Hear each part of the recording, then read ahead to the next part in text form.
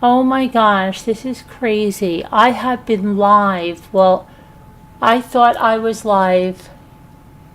What is going on? The only bra This I is trust crazy. for all-day comfort. This is crazy. Do you know I have been live this whole time? If you look over here, I've been going through all of the stories here. I'm ready to cry. I really am. I'm ready to cry. I have been live for over just an hour, just sitting here talking to you guys. We went through several stories. Oh my gosh, I really am ready to cry. I cannot believe it. What is going on? And I even went into the chat and I was saying hello. And then I came back after I just finished this story. Oh my gosh, what the hell is going on here? How could... I don't even understand. Oh my gosh. This is crazy. This is crazy. I have been sitting here for an hour. Oh my gosh. And I even know what the hell is going on. This is crazy. This is utterly crazy. I don't know what the hell is happening. It said we were live. Wow, this is really, really upsetting. I hang on for like a minute here because I need to get a drink, and this is crazy. This is crazy. I've been doing this for an hour.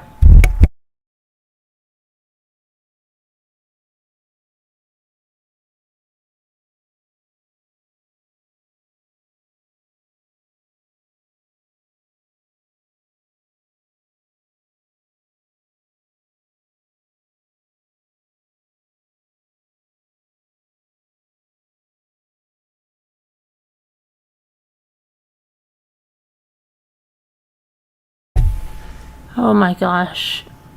You came on, you were the first, yeah, and I was saying hi to you, White Angel. I went through my entire day, what I did today. I went through all of the stories. I asked everybody about their day, what's going on. Oh my gosh, I just can't believe this. This is crazy. I talked about New Orleans. That was the home where the 4 people were found dead. We talked about the guy that dismembered his girlfriends. Oh my gosh. This is crazy.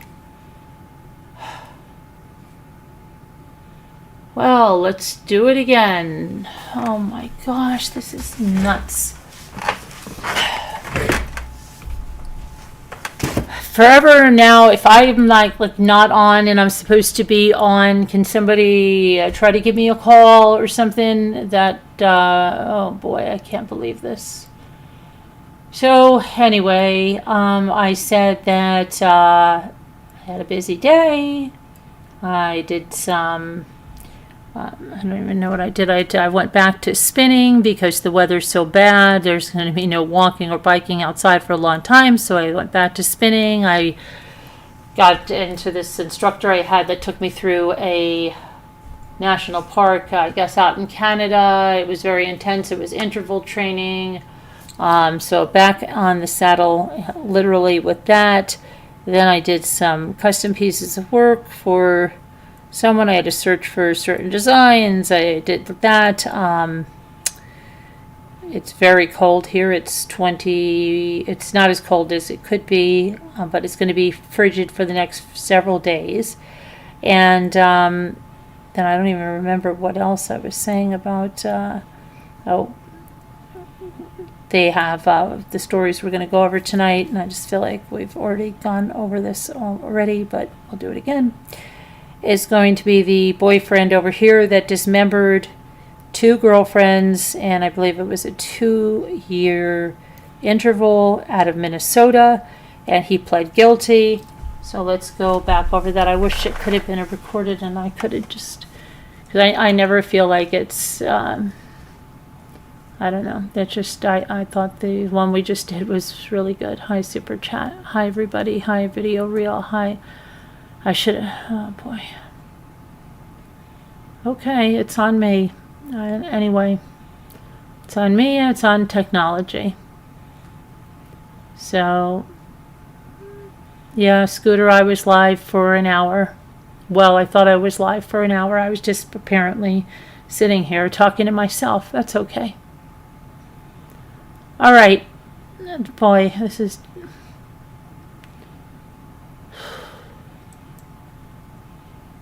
I'm having chest pain now. Just a second. Oh, boy. Okay, let's try to go through this entire... There was so much stuff I went over. That's... regarding the New Orleans stuff, and oh my gosh.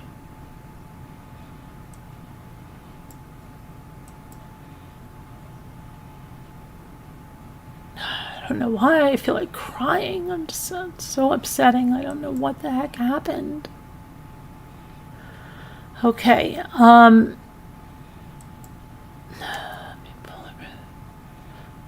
put down certain stuff. Now I've got to go get found it.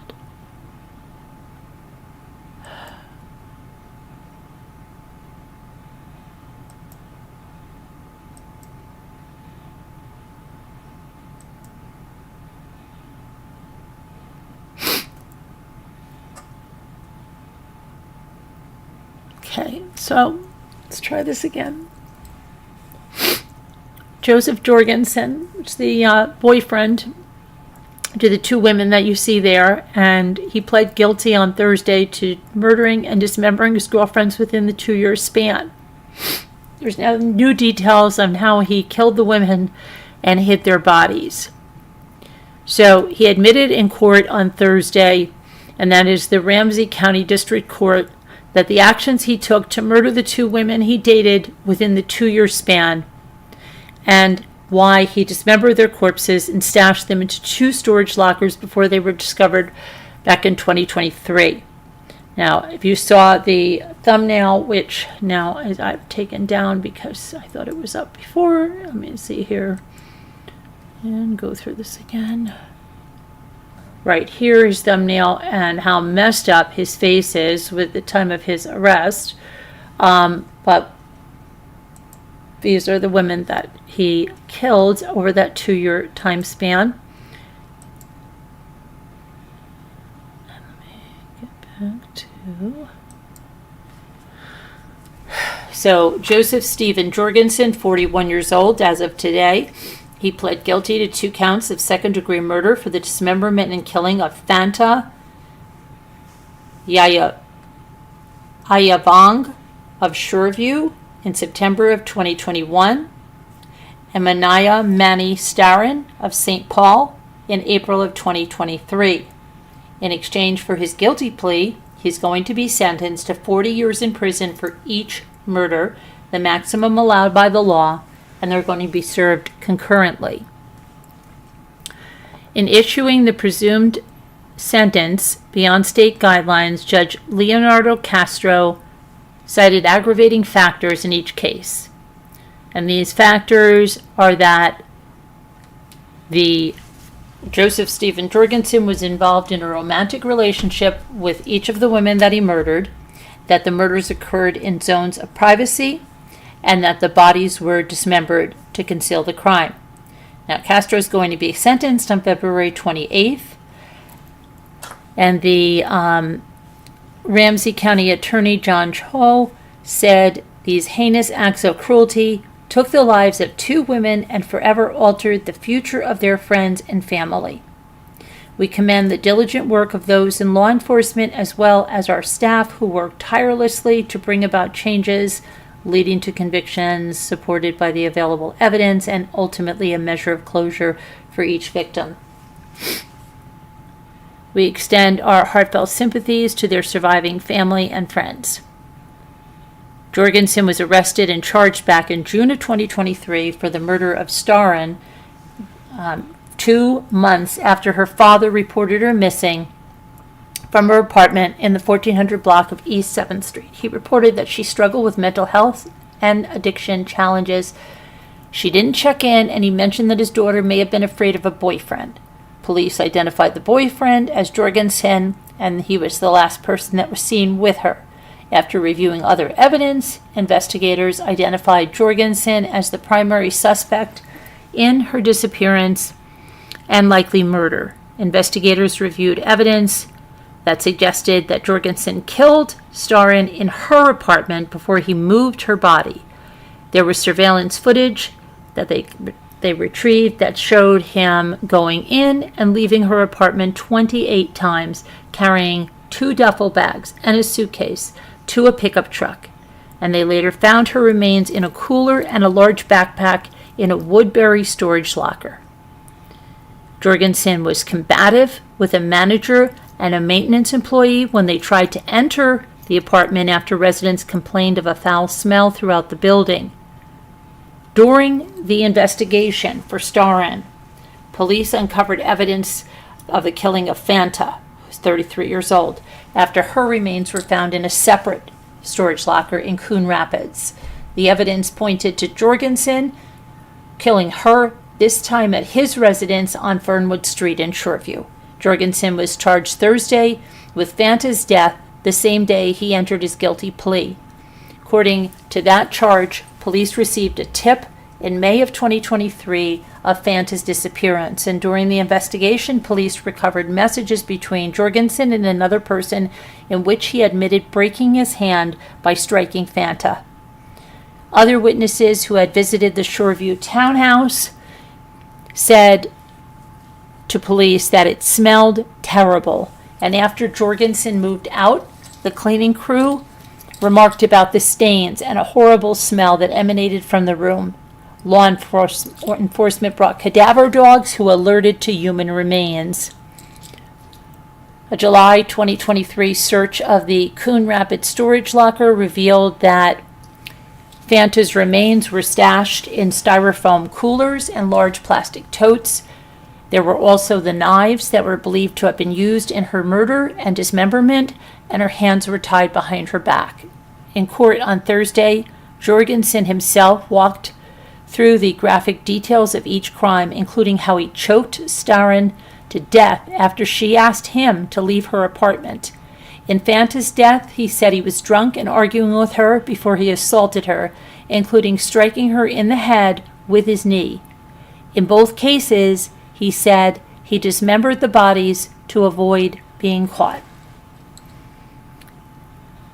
And I quote, he said, "I was very drunk at the time, and yes, in the heat of the moment, I was, yes, trying to kill her," he said of Fanta's murder. "I did feel bad about it immediately afterwards, but my intent at that time was to kill her." End quote. So he's going to be sentenced on February 28th. And the next thing we're going to cover is this. There was a family, when sometimes you hear a family of 4 or whatever, 6, 8, whatever it is, a family all dead, you immediately sometimes think of carbon monoxide. That was the case of a family in Massachusetts, but this is not the case here in New Hampshire. And it's not the case because the 4 people that were found dead in the house have gunshot wounds. So let's take a look at that. Okay, now I probably put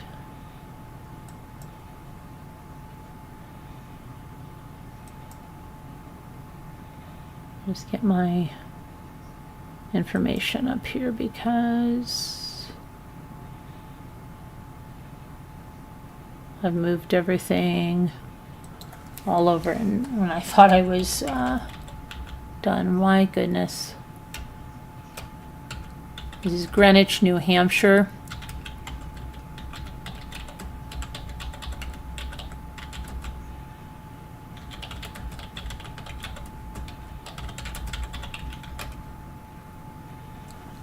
Okay.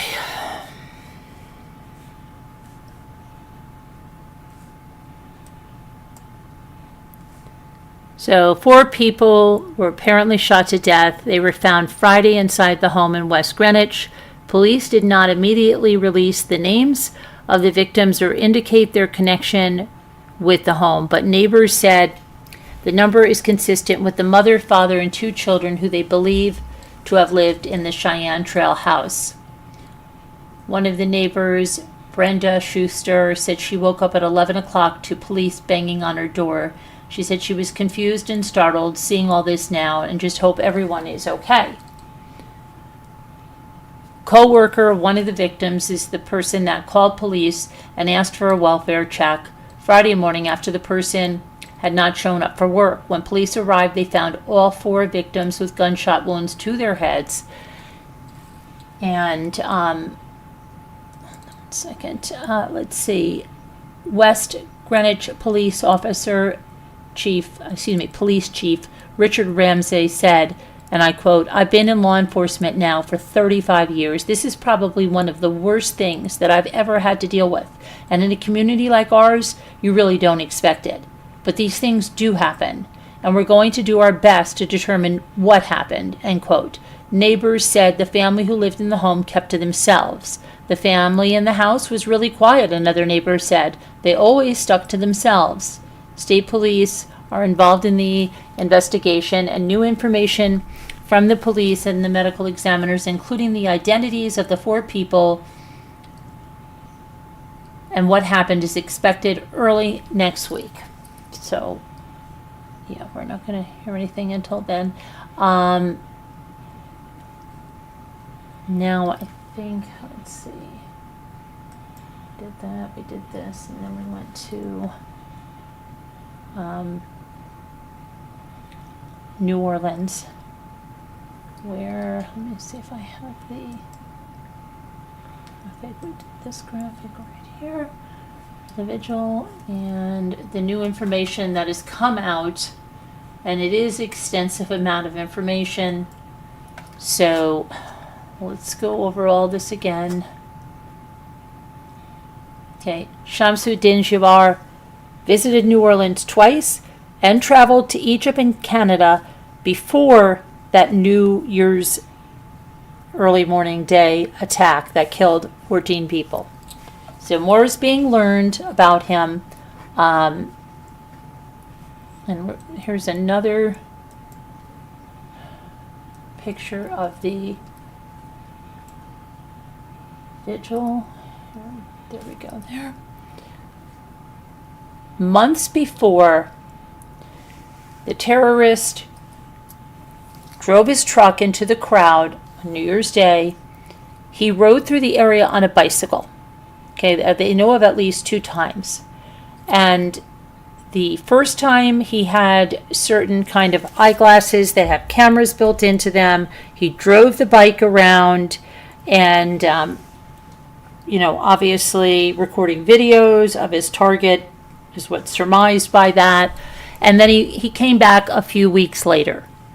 Investigators say, okay, and to continue his plotting, very premeditated stuff that's going on. These details are emerging. Investigators are revealing more about this terrorist and his extensive planning that went on behind this attack, which killed 14 people and injured many others in New Orleans. So they've been piecing together a clear timeline of the attacker's actions that establish a beat-by-beat accounting of his movements in the hours immediately before the attack, which included loading guns in his rented pickup truck, planting explosive devices in coolers near the site of the attack, and those devices did not detonate. They believed there was a transmitter that would have detonated those devices, and it ended up that one of those coolers was moved by people there that didn't even know what it was, There's a search that is looking back years to try to uncover how this 42-year-old Army veteran, with a job at an international accounting firm, became radicalized, claiming alignment with the Islamic State terrorist group known as ISIS. Investigators found that he made trips to Egypt and Canada in 2023. But on Sunday, when they had a press conference about all this, they said they have not yet determined what role, if any, those travels to Egypt and Canada played in his evolving beliefs or in the planning for the New Orleans attack. And Lionel Mirthill, who's a special agent in charge of the FBI in New Orleans, spoke at the news conference and said, and I quote, "Our agents are getting answers as to where he went, who he met with, and how those trips may or may not tie into his actions here in our city." New Orleans has been immersed in grief since the attack. They are still moving forward. They reopened Bourbon Street to the public, and they still are preparing to host the Super Bowl next month, as well as Mardi Gras coming up, A crowd gathered on Bourbon Street on Saturday evening for a vigil that included the traditional second line. President Biden is scheduled to visit New Orleans tomorrow, Monday, which is now today. Governor Jeff Landry said, and I quote, "I believe only the power of prayer and faith in God can pull them and us through this time." He is talking about the pain of the families, of the victims, and the community as a whole. Now, the attack ended when Mr. Ybarra was killed in a shootout with the police that left 2 officers wounded.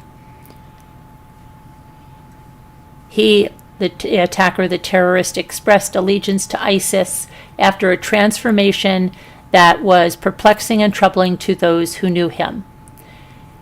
He had the group's flag on the rented F Ford 150 that he used in the attack, and in a video that he recorded for his family, he said, "I wanted you to know that I joined ISIS earlier this year." Officers said on Sunday they continue to believe Mr. Ybarra acted alone in carrying out the attack and that they were still trying to determine whether he had deeper ties to ISIS. It remains unclear why he picked New Orleans for his target. Christopher Aya, an FBI counterterrorism official, said that individuals like the terrorist who typically are radicalized online use easily accessible weapons and act alone or in small clusters where perhaps the greatest terror threat, they are perhaps the greatest terror threat the country faces. They are difficult to identify, investigate, and disrupt, he said at the news conference on Sunday. Investigators are also trying to find out where Mr. Ybarra went and what he did when he visited New Orleans in November, which was the second visit prior to the attack.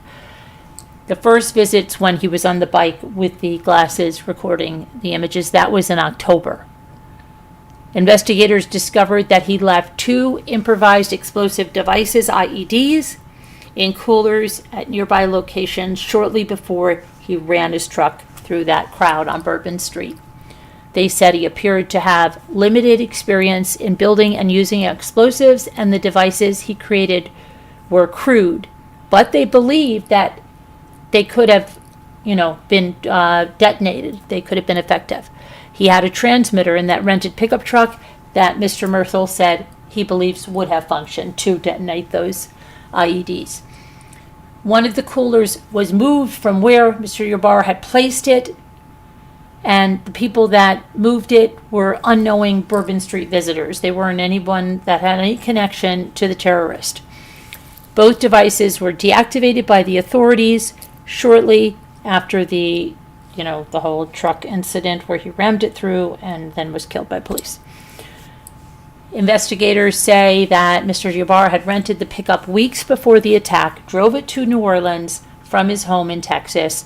Arriving on the afternoon of December 31st, investigators found bomb-making materials at a residence that he rented in New Orleans, and he set a fire just as he was setting out for the French Quarter. Officials say that the fire burned itself out within a few hours and was already extinguished by the time the firefighters arrived at the home. Okay, now there's a lot of other information I was talking to you about, so I have to go back.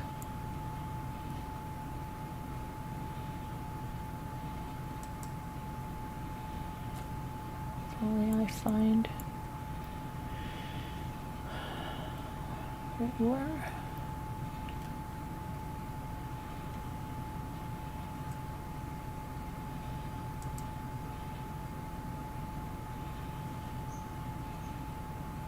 Okay. So, recordings and interviews and detail how this terrorist, Shamsuddin Yabar's growing discontent with the American society and increasing isolation, even amongst his community, his Muslim community that he moved to, which he didn't interact with them at either. There was 2 mosques nearby, and he was not at either one. So on his way, traveling from his trailer home outside of Houston and past the oil refineries, he started capturing video on his phone in the dark, and he had some of his messages. These are quotes from some of his messages saying, "I wanted to record this message for my family. I wanted you to know that I joined ISIS earlier this year." He then said, "I don't want you to think I spared you willingly." He said that he had previously conceived of organizing a celebration for the family and then making everyone witness the killing of the apostates. So, the reason he spared them, you'll hear too. These words are among his last before he embarked on that terror ramming of his truck through that crowd on Bourbon Street that killed 14 people before he was killed in a shootout with the police. The devastating violence revealed a secret radicalization that left his loved ones, family, friends really confused. They knew him as a decorated Army veteran. They said he had a great $120,000 a year job as a senior solutions specialist that was focused on government and public services at the international accounting firm Deloitte. Now, there's another video that I've talked to you about that was around, and he was like this property manager for this company, and he had this big poster of, like, it said discipline next to him, and he had a leadership book by him, and he was talking like he was this professional guy, and he was out, to help people. Now, they're talking about this job at Deloitte, but he had a series of divorces, he had debt, a lot of things that you're going to hear now, okay? So, and I guess a lot of people didn't get all the memos on all of that, but the new details from the recordings, the interviews, public records are showing that he was growing discontent with American society, and the first, he started to shift towards like a more conservative version of Islam, and then into something much, much darker. So he, in the last year, he deepened his isolation. He moved into a Muslim neighborhood just north of Houston. It was a cluster of mobile homes, and there were chickens, goats, and cats that were just roaming through the residents' backyards. That's where he ended, living. He ended up living there. But even when he went around there, around these so-called fellow believers of his, he didn't interact with them. And he wasn't, going to either the mosque, which was in walking distance of where he moved, and then there was a second mosque, which was a short drive away. And people from both of these mosques said they had never seen him there and, didn't remember him coming there. They said that he basically went up, and stayed, put himself in his home, stayed there. He isolated from them. He had a limited contact with the neighbors. And one neighbor said that they had seen him grow his beard long, cut it short again. Several residents said they never saw him at prayers at the nearest mosque, and the spokesperson for the one furthest away says he doesn't remember him ever attending, saying, "We'd never seen him here worshiping, and I've been in this community since 2008. That's a local resident, Taha Muhammad, said as he attended a prayer service Thursday evening. Mr. Yabar did not discuss his growing hardline religious beliefs with people around him, his neighbors said. He occasionally posted audio recordings espousing a conservative interpretation of Islam. Now, inside his house there in Texas, there were signs that he had basically two lives. His patio showed real estate, there were real estate signs and stuff from his job there with information technology. But inside, there was a laptop that had two monitors, and it was sitting on a workstation with a bookshelf that contained the Quran and also a book about Christianity. Investigators said they found more ominous items that he left behind, including supplies that could be used for explosive devices like acetone, bottles of sulfuric acid, and bags labeled as potassium nitrate. The 3-bedroom home that he grew up in Beaumont, Texas, there were family members that were gathered there. They went there to look through his life, and they showed pictures of a young boy smiling, in Little League pictures. They showed his graduation pictures and, what happened. He appeared to be a relatively ordinary guy with an ordinary upbringing, said his half-brother Abdur Rahim Jabbar IV, who's his 24-year-old half-brother. He said he loved school and he got good grades. Now, the terrorist's father grew up as a Christian, but later turned to Islam, and he changed his last name from Young to Jabbar. And he gave some of his kids Arabic names. Many members of the family, who were all African American, continued attending a local Baptist church. A relative of Mr. Jabbar's, who didn't want her name published because she doesn't want to be drawn into the case, she said that Mr. Jabbar and some of his brothers, who, like their father, converted to Islam, had lived largely secular lives. And she said she doesn't think she ever heard the word Allah. So his mother remained a Christian, and she later moved with her son, Shamsuddin, and the couple's other children to the Houston area after she divorced from his father. At the University of Houston, Shamsuddin he embraced the college experience. He was partying too much with alcohol, so much that his half-brother said it derailed his academics and cost him a scholarship. So he had no problem with all this partying, which you're going to see is interesting what he says in a little bit. By 2007, he joined the U.S. Army. He eventually worked in both human resources and IT. He rose to the rank of staff sergeant. He was deployed to Afghanistan once. He earned a Global War on Terrorism Service Medal.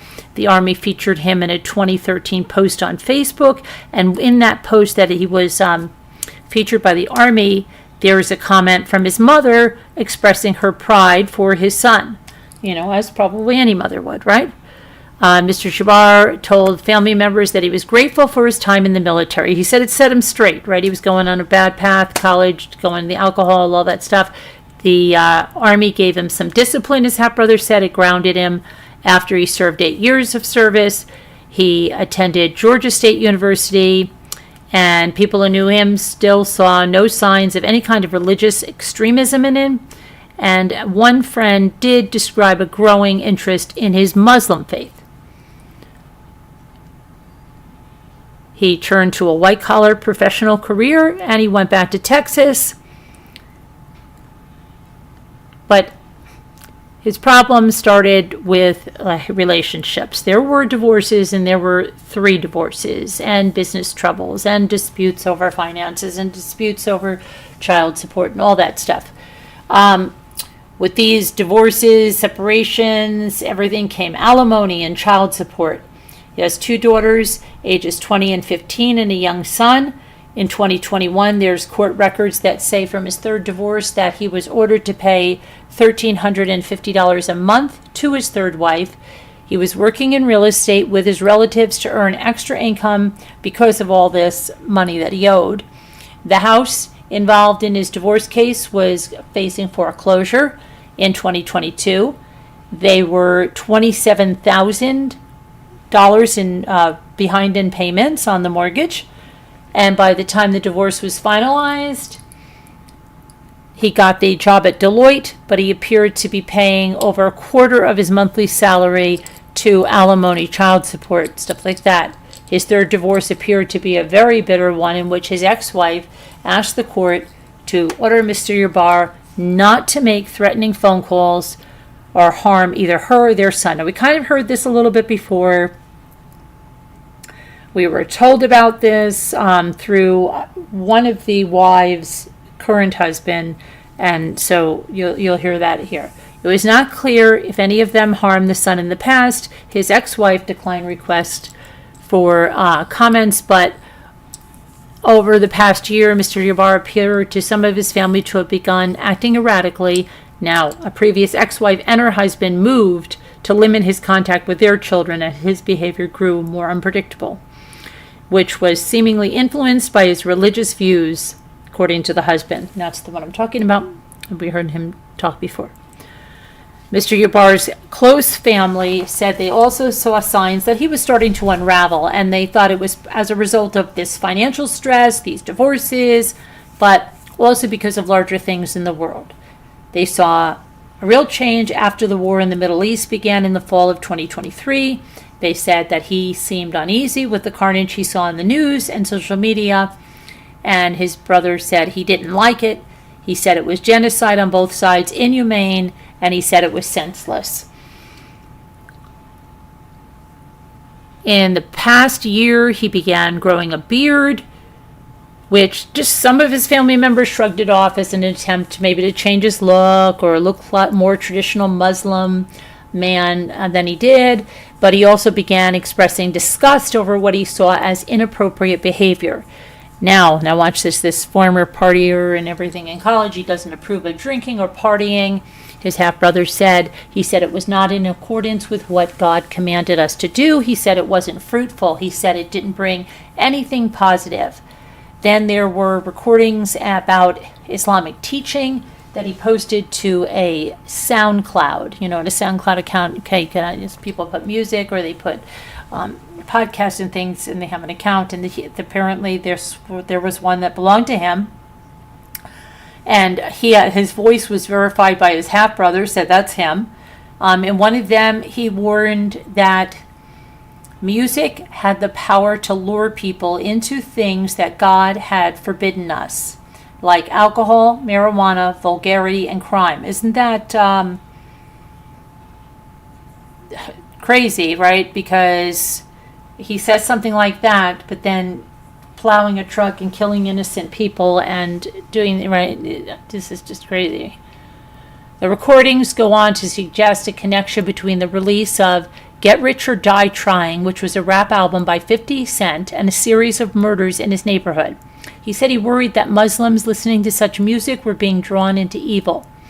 And the voice of Satan spreading among Prophet Muhammad's followers, peace be upon him, is the sign of the end of times, is what he said in one of his messages about a year ago in early 2024.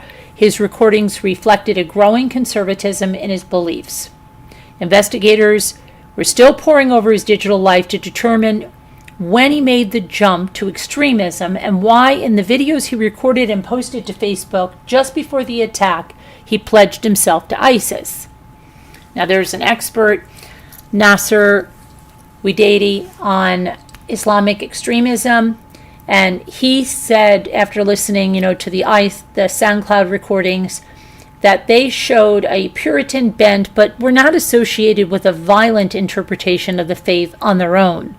The same SoundCloud account also included 16 other recordings that the user had liked, and several of those expressed views about Islam that have sometimes been used by extremist groups as justification for killing non-Muslims. So he had liked them, but his own recordings itself were not like that. The bigger question, this expert said, is how did he go from blaming Muslims for straying from the straight path to killing non-Muslims?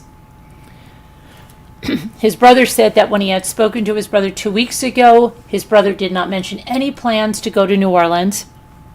Meanwhile, at his Deloitte job, he put an out-of-office reply saying that he was taking some personal time off and said, please expect a delay in response during this time. If the matter is time sensitive, please call or text. Thanks kindly. Neighbors said that his lease outside of Houston was coming to an end, and he told them that when he left on New Year's Eve that he was moving to New Orleans. After renting the truck on that Truro site, he headed for New Orleans, and he recorded messages along the way. In the first video, he referred to animosity with his family, but said that he decided not to follow through on a plan to harm them because he was going to kill them all. Investigators said that this was apparently because of a concern that news coverage of an attack that involved his family would not focus on the war between the believers and the disbelievers. So he started posting videos at 1:29 a.m. and he continued all the way until 3:02 a.m. when his attack began just a few minutes later.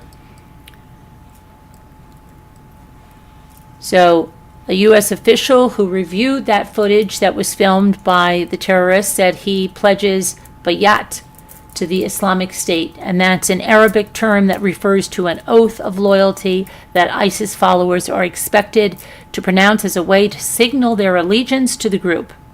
His brother said he had not seen any of the videos that were addressed to the family, and he said it's hard to believe, it's insane, and it's unlike him. Now, the brother was pushing a wheelchair, carrying his ailing father. His father had suffered a stroke. It was also the father of the terrorist in 2022, to meet with FBI agents in their garage. Agents said that there were red flags showing that their son had been radicalized, and they wanted to know why he did this, said the younger brother, after the FBI's questioning. And he said, I couldn't give them an answer. That's not the brother I knew. His religious influences are unclear to them. So the two mosques, again, in the small neighborhood, they said they never saw him there. And they said that there's graffiti to that effect was sprayed on the wall of the mosque in August. The FBI posted a $10,000 reward, hoping to make an arrest. The other mosque known closest to where Mr. Jabbar lived had drawn attention on its own, as on at least one occasion it hosted a speaker who had made inflammatory remarks which denounced Jews. Congregants said they had not seen Mr. Jabbar at either mosque on Friday. As residents gathered at one mosque for afternoon prayers, several constables, sheriff's deputies, and private security guards stood watch. Many who lived in the area said they worried about the new attention that's been brought to their community, and they were frustrated that they were now being connected to this terrorist simply because he had lived in the last months of his life just down the street. He wasn't a member of this congregation. He wasn't someone used to come over here, and he has no part in this community whatsoever, said Muhammad Khan, who's a member of the Bilal Mosque. Online anti-Muslim vitriol since the attack has only deepened their concerns, he said.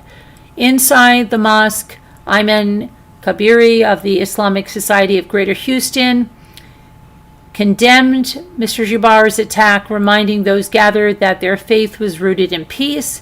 But outside, a helicopter that appeared to be watching the gathering circled overhead and drowned out their conversations. Okay, so that, let's see, did I tell you everything about that we had on that? And then we went to, I think we went to the college. We were at the college where they were arrested. Let me see here.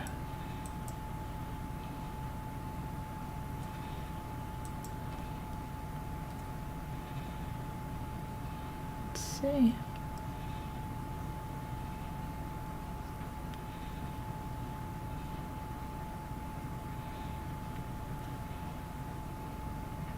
Of that.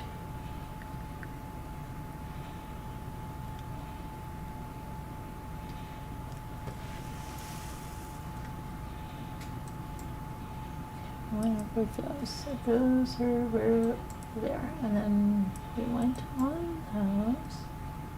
Okay, and now I was going to talk to you about and I did already in that other video that I guess was just for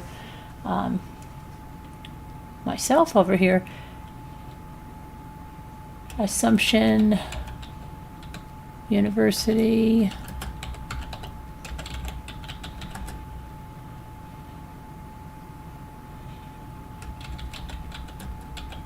For this TikTok to catch a predator.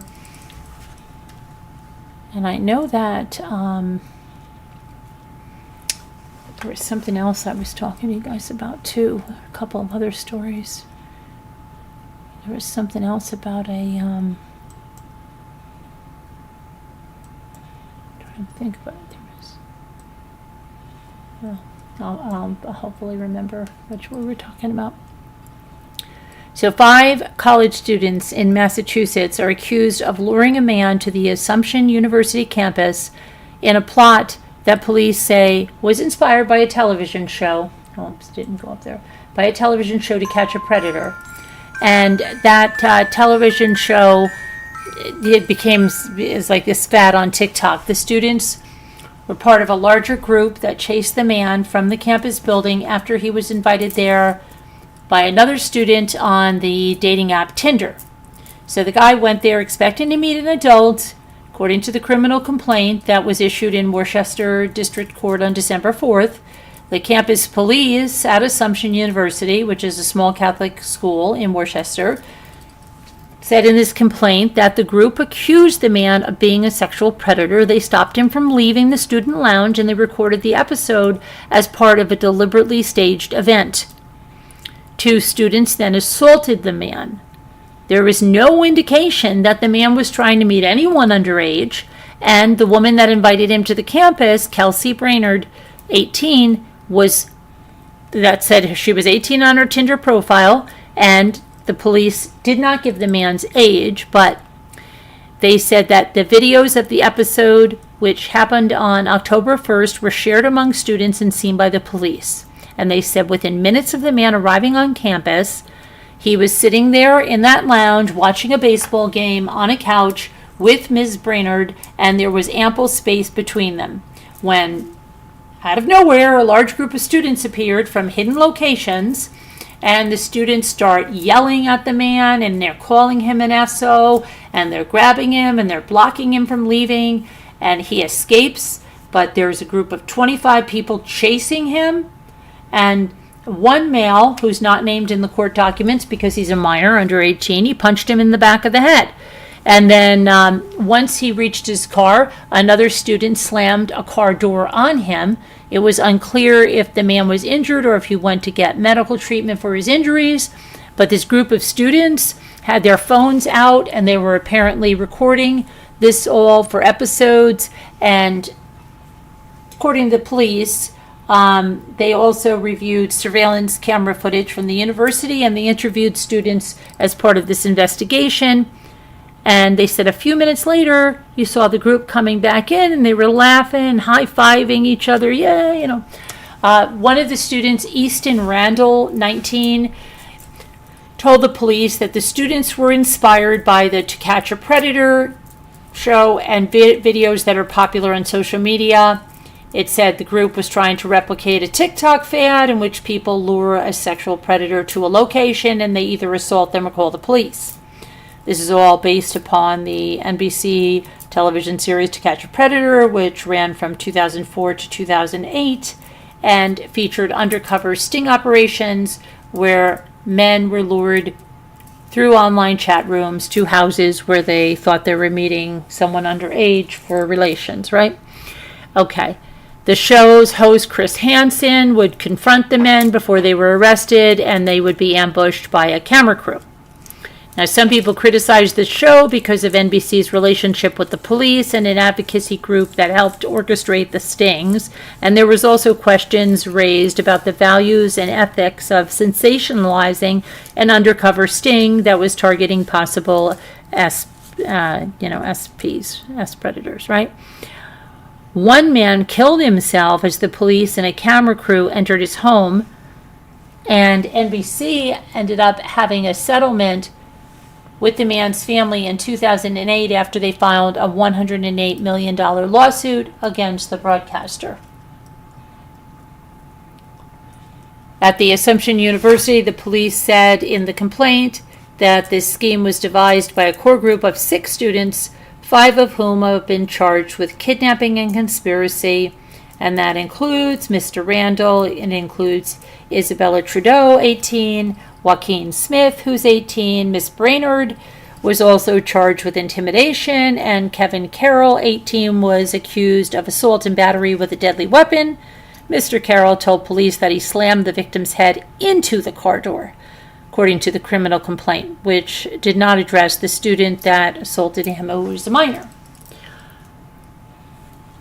Let's see, a lawyer for Mr. Carroll did not comment. The Assumption University president, Greg Weiner, said in a statement that the behavior described by the police was abhorrent and anti-ethical to the Assumption University's mission and values. He said the University Department of Public Safety immediately began their investigation. The situation is particularly sobering because the victim is an active duty military service member.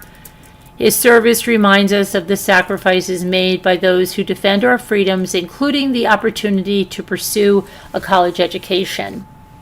The students are scheduled to appear in court on January 16th. Okay, so now let's see. What did that take us? Did that take us almost an hour? So there's probably one thing that we didn't go over. So let me just see here.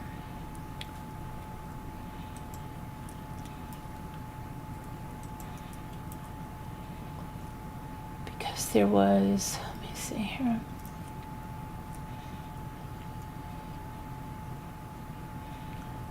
Well, there was something else I wanted to talk to you about, but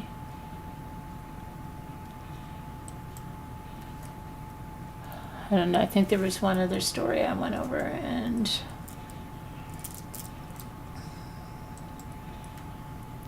let's just see if I can find anything that I was talking about.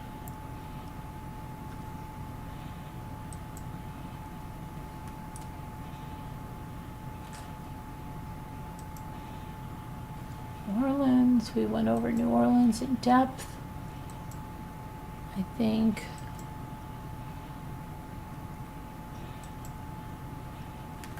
Okay, let me see if it was something here. We did the West Greenwich.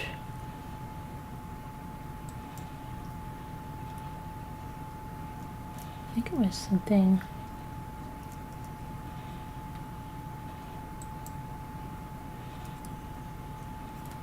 I don't know, when I came in I had pictures of, I know I had this on there. So let me go back. Unless I went over here, let me just see if there's anything.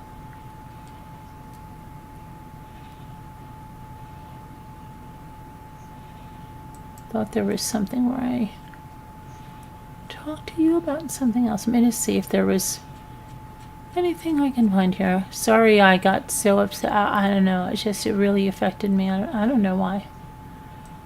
Because I felt like crazy that, you know. But whatever it is, right? Have to do it again. That's it. All right. I think that's, if I did speak about something else, then let me just check one other source here for something. I'm going to come back into the chat. I just want to make sure if I talk to you about. We talked about the missing Utah woman that was found in the back seat. Let's see. Oh yeah, I was telling you that there was a story that, I know what it was, that Jimmy had said about foster parents. I told you, I don't even know if I told you now or I told you in the one that didn't air, that there was some kind of a big altercation, and it appears, I think, that the foster parents and maybe a relative of the foster parents were killed, and the children were attempting to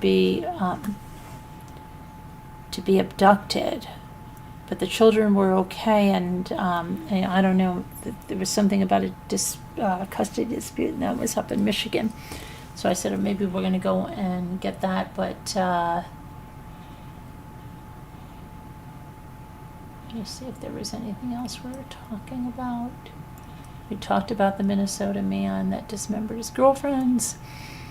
There's supposed to be that trial starting tomorrow in that Ohio case. Let's see. What else do we have here?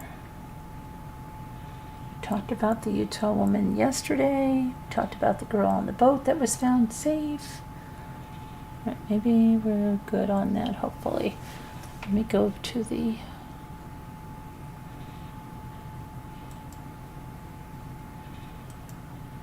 chat. Here we go. Thank you. Sorry that you had to redo everything. Okay, yeah, I got through it. It seems daunting in the beginning to have to do it all again. It's like, oh no. It's like when you lose some kind of a document, really, and you just feel like crying. Well, I don't know, I do, but I'm a very sensitive and emotional person. Okay, so hi Irma Jean Bojangles. Hi, it's just me.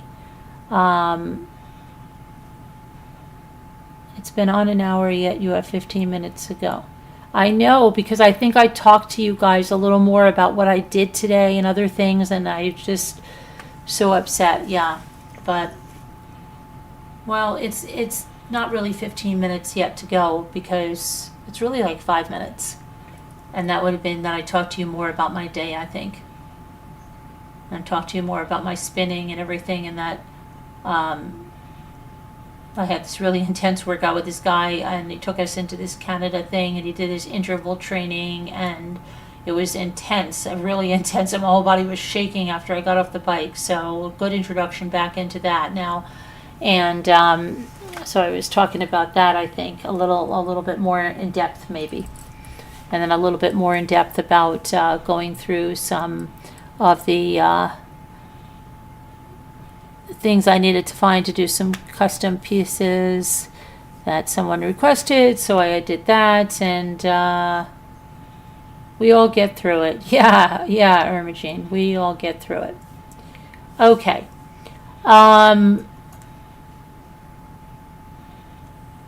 Let's see who's here, and at least I know if I would have come back and hi Christine, hi Jane Grill, if I would have come back and this wasn't working, I literally would have I don't know. Oh my gosh. But you know me, I would have picked myself up again, wiped my tears, and got going, got right back on that horse.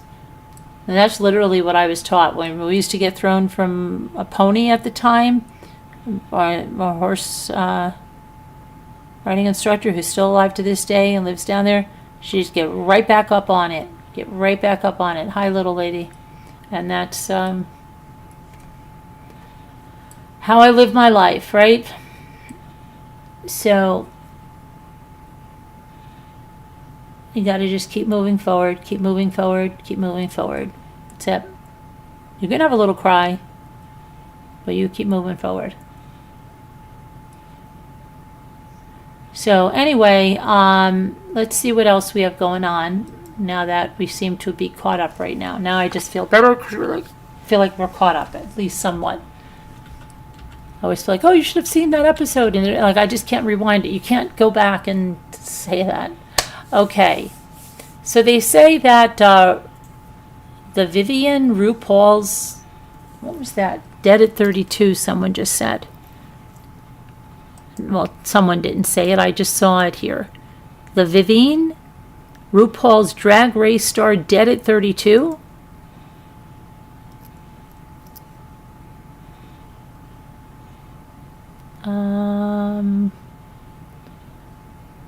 Her publicist, Simon Jones, confirmed the news of their passing in an Instagram on Sunday. A cause of death has not been reported. It is with immense sadness that we let you know that our beloved James Lee Williams, the Vivienne, has passed this weekend.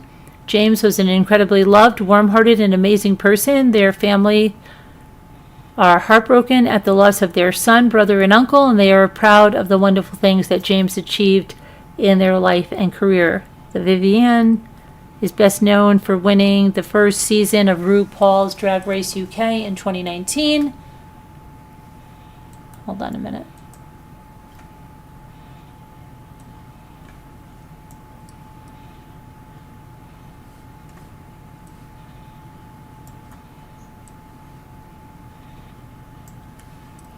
Okay.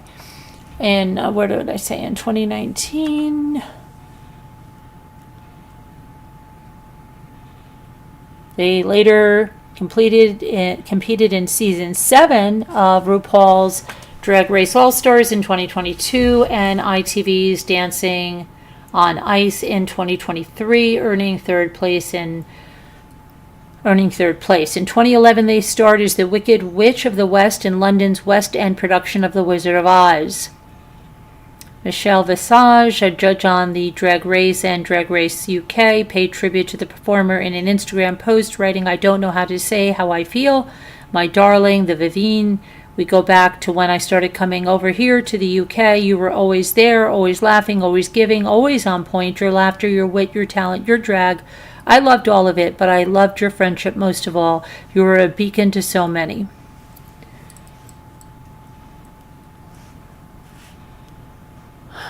Seeing you make your West End debut was amazing for me to witness. Your dream come true right in front of my eyes. I'm the lucky one to have known you and to have laughed together with you so many times. I love you, my darling.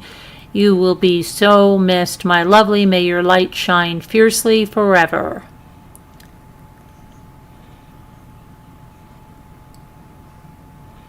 Oh, wow.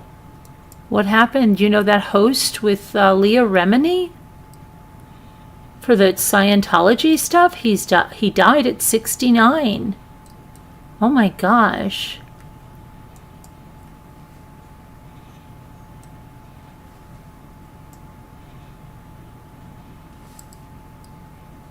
Mark Rinder dies. Mark Rinder, a former top-ranking Scientology executive turned whistleblower and co-host of A&E's Emmy-winning docuseries Leah Remini, Scientology and the Aftermath, has died at the age of 69, according to his wife, Christy King Colbrand, on Instagram. While no cause of death was listed, he was diagnosed with advanced esophageal cancer in June of 2023. However, in October of that year, the producer said he was deemed cancer-free. "Rest in peace, my sweet, beautiful husband," she wrote. She was also raised in the Church of Scientology and recruited alongside Rinder to be a part of the Sea Org, an elite group of members who enforce the institution. I speak for so many when I say the sadness and pain we feel mirror the depth of our unwavering love for you. Your courage, bravery, and integrity are unmatched and will forever inspire us. You have been the pillar of stability in our lives, filling our days with your strength, wisdom, love, laughter, and devotion. The world will remember you, my best friend, my hero, my love, Michael John Rinder. That's very sad. In this statement, Colbrand shared Rinder's parting words, which included a dig at Scientologists' belief in immortality, as well as a list of regrets in not having achieved ending the abuses of Scientology, especially disconnection and seeing his son, Jack, into adulthood.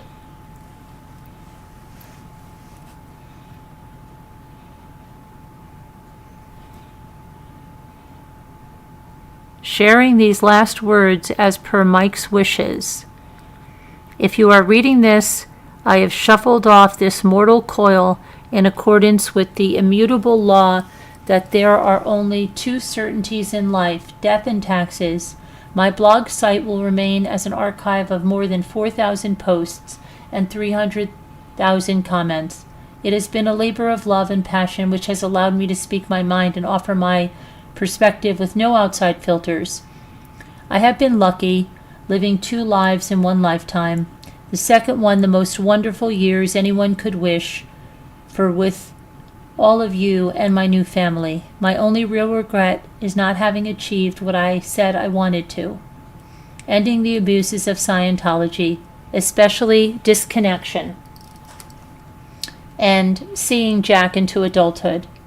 If you are in any way fighting to end those abuses, please keep the flag flying. Never give up, and please, if you're able in some way, help Christy and the boys to move forward into the next chapter of their lives. I know many of you will be inclined to send flowers. I ask you not to. Instead, contribute to Jack's college fund. Unfortunately, this is a government site, so it is not very user-friendly. If you want to use a credit card, click the donation button and Christy will redirect it. See the links in the bio. Let the flowers grow and look to the future. With that said, I rest in peace. Mike, the life of the dead is placed in the memory of the living. Cicero. So what does that mean? He doesn't believe in anything after? And how come he doesn't say anything about his other son? I'm kind of lost on that one.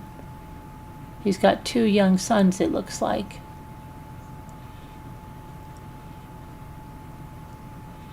I don't really understand that, but and I really don't understand. So if he doesn't believe in Scientology, he doesn't. In the statement below, Colbrand shared Rinder's parting words, which include a dig at Scientologists' belief in immortality, as well as a list of regrets. I hope that's not the case. I don't know.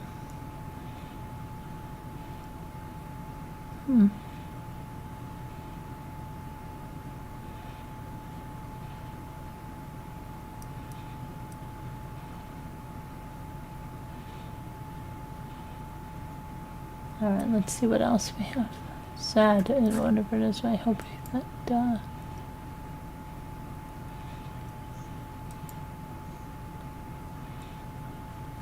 Alright, let's see.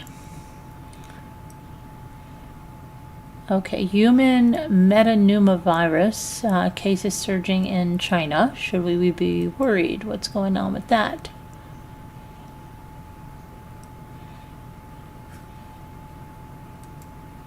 The apparent increase in cases is likely due to new technology, more easily identifying HMPV. We're just more cautious of outbreaks. Okay, so who is at risk? It can lead to more serious illnesses like bronchitis and pneumonia among the elderly, very young children, and anyone immunocompromised.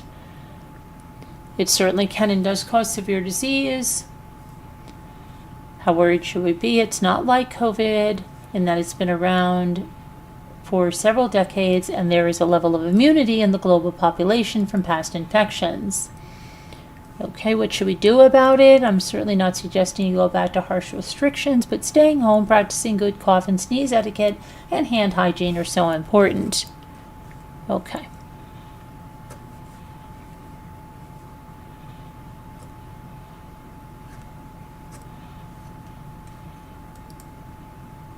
Let's see what else we've got.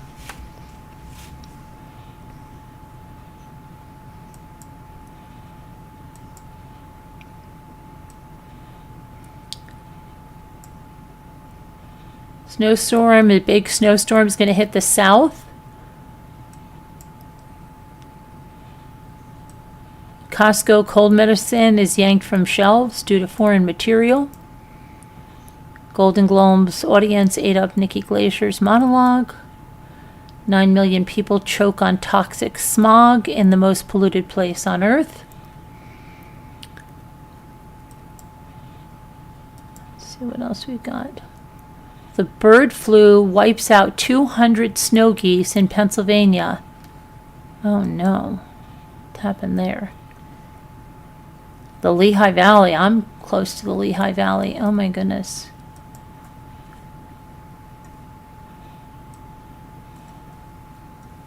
See what's going on over here. So it says, get up there. Over 200 snow geese were found across the Lehigh Valley are suspected to have been killed by the bird flu, and experts are concerned that the death toll could climb even higher. The birds were found at the Lower Nazareth Township in Northampton County and Upper Macungie Township in Lehigh County. The two sites are now just 20 miles apart. Early testing identified H5N1 virus, also known as bird flu, in some of the geese.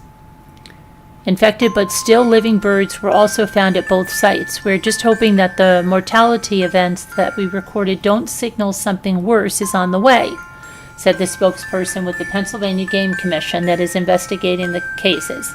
Many birds that catch avian influenza are often humanely euthanized since there is no known cure or treatment for the disease in animals, and it often takes less than a day for the disease to kill an infected bird. It's devastating, and to know that other animals are eating those dead bodies, it's a terrible domino effect. I mean, you have eagles. We saw eagles flying above there.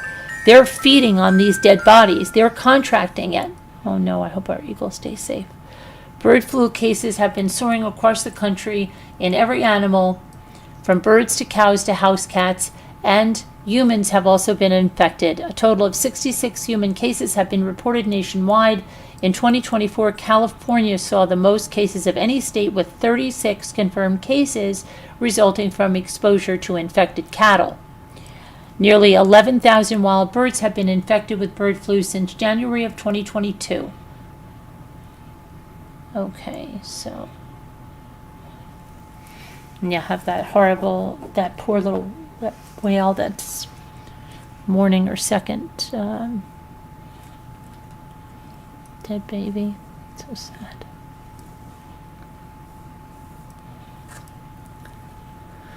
Okay, now let's see. I just heard something going on in the chat, so let's see what's going on here.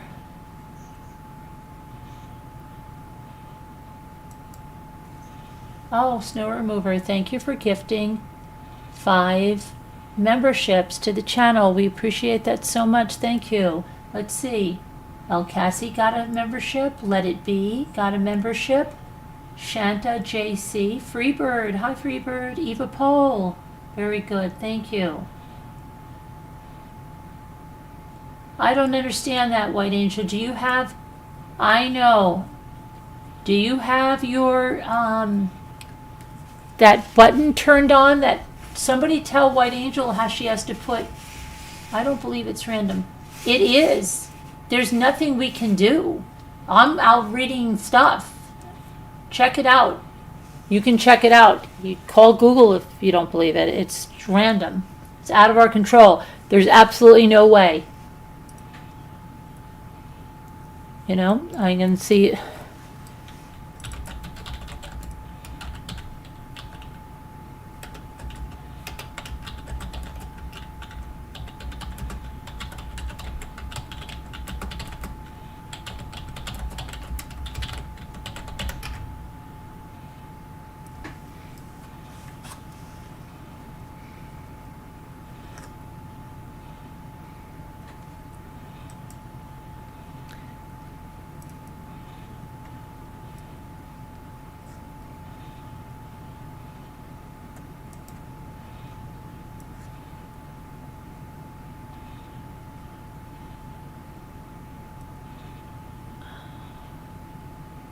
Trying to find. Okay, watch. Donating channel memberships on YouTube.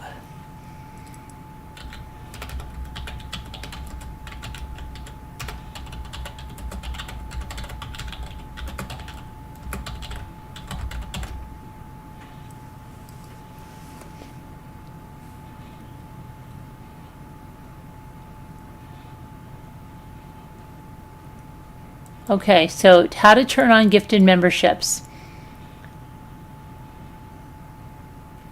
Go to an eligible channel's video, click join, more gift settings. Confirm you'd like to opt in by turning on the allow gifts switch.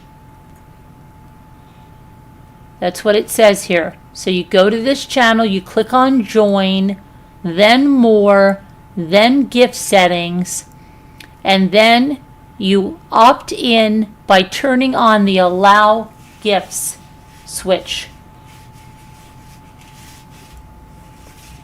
Okay, you have to have that turned on. If that's not turned on, White Angel, it's not going to gift you. You have to turn it on. And you said you were going to go on your laptop.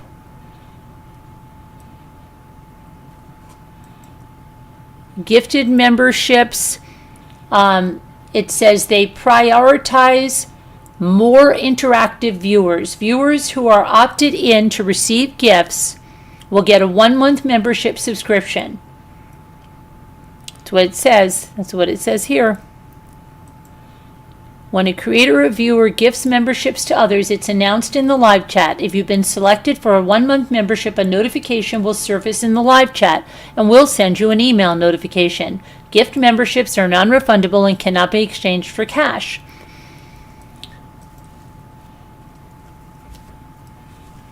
It says, do gifted subs go to random gifted subs? That doesn't make sense. Gifted subs. How to accept a gifted YouTube membership? You have to turn that on.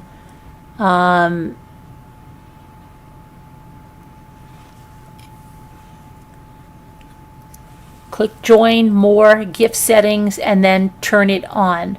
That's how you do it. It's what it says right here. Go to an eligible channel's video, click join, click more, gift settings, confirm you'd like to opt in by turning on the allow gift switch.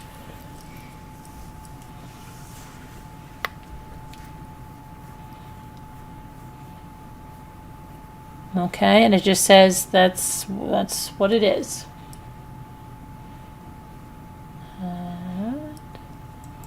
There we go. Be right back. Okay, we're waiting for you.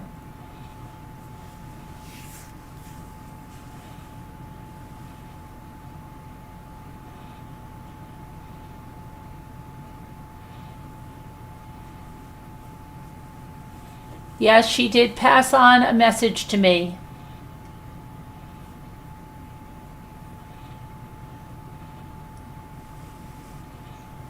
Well, if your thing isn't on, then there's no way you can get it though, right? Hi, Misbehave. So you need to go turn that on like immediatamente. And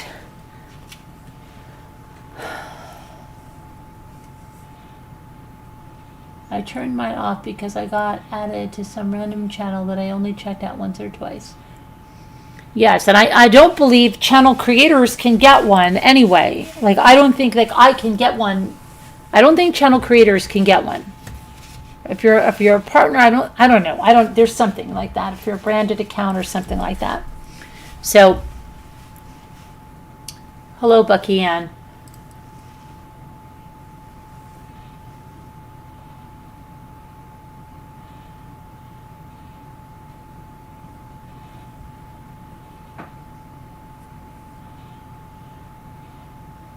Okay, hold on. I'm just going to I have to get something. I'm going to see if White Angel can get that turned on.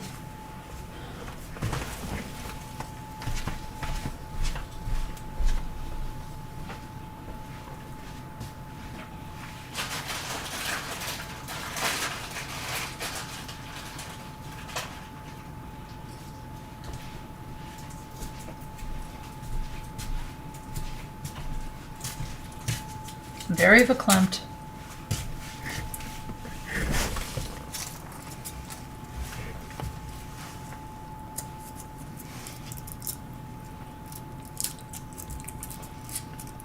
Well, that's nice to know. Did you get it turned on, White Angel?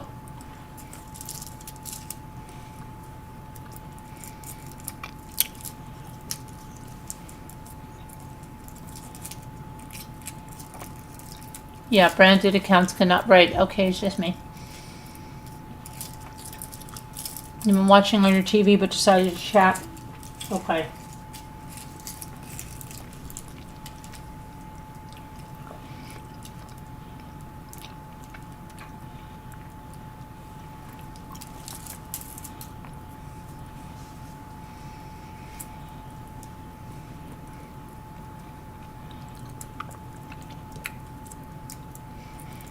Did White Angel get that turned on?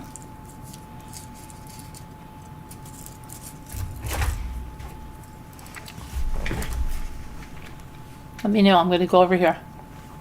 Hi, Captain Lee. No, we did not get tons of snow, did you? It started there at 7 a.m.? Send in your snow pics.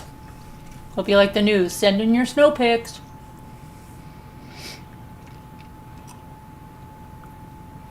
You're going to complain about something? Okay. Why not?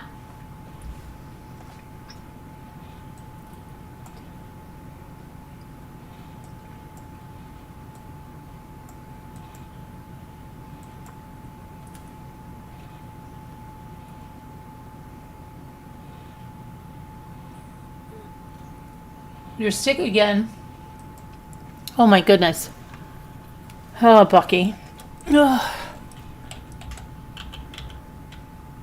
Hold on a minute.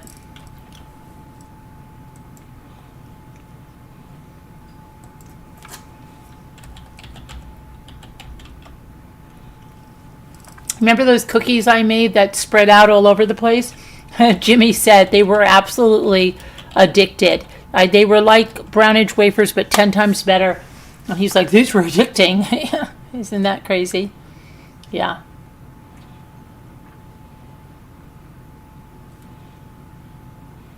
Hold on, I'm going to get you something, okay?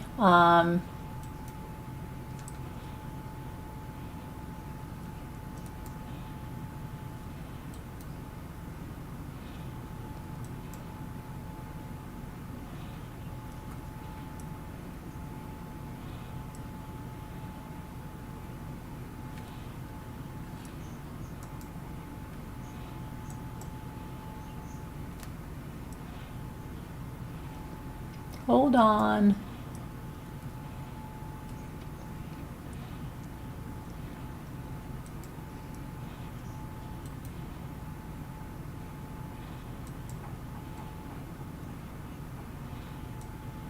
Okay, here's the complaints. Go ahead. Go ahead. You're sick again, right? That's your complaint there? I hope you feel better. Let's see if White Angel has gotten back yet. Did White Angel get back yet? She hasn't come back yet. Oh my goodness. Okay, I'll be right there. I'm leaving, running around the house. I'm getting an orange and a cracker. Getting an orange and a cracker. Gotta keep the vitamin C going.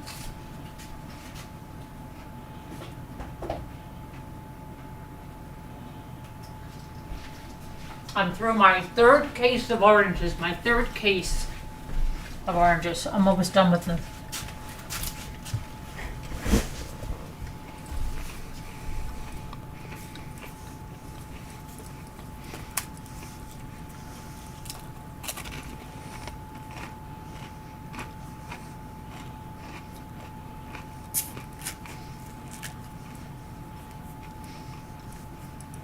I hope you feel better. That's terrible.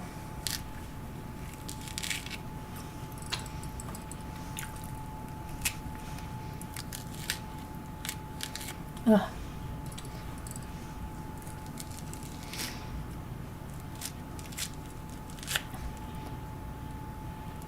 And snow remover, I'm still trying to send your thing out, okay? But I'm getting a lot of problems on this thing.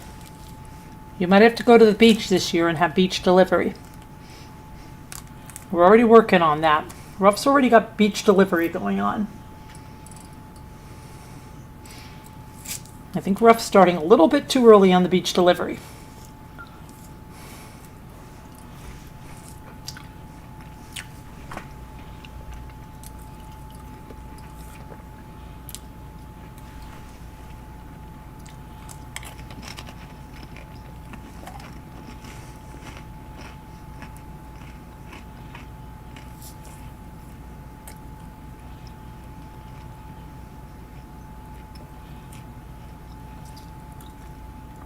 No, it's not fine. I'm going to get it out to you. It's just stupid postal strike.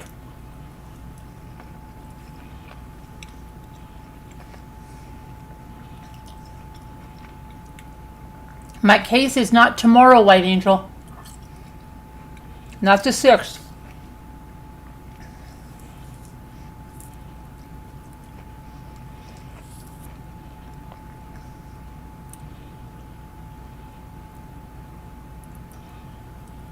It's the 9th.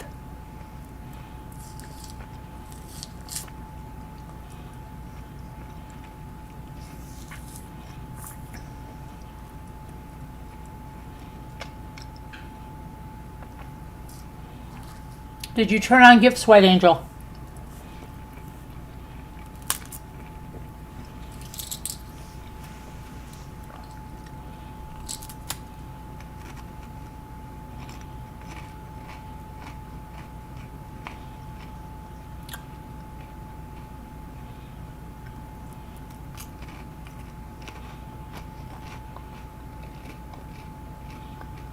It's public. It's right on the docket. If you go to the GoFundMe, you can go and pull it up.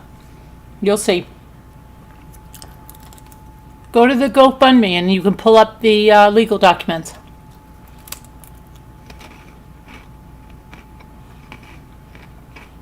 Then you'll always know. All right, let me see her. What am I trying to do?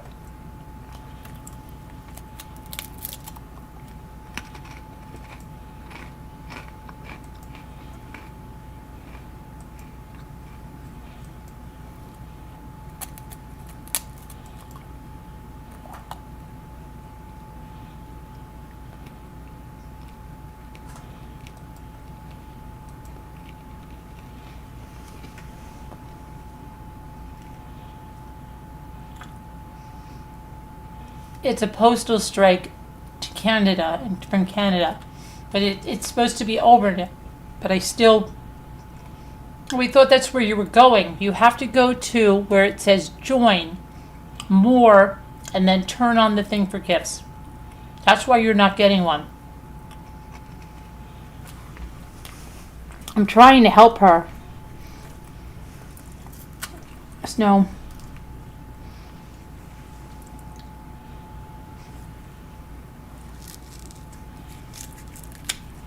But it's still saying that there is. When I go to mail something that's not UPS, it says there is. It's crazy. Video reel, can you help White Angel?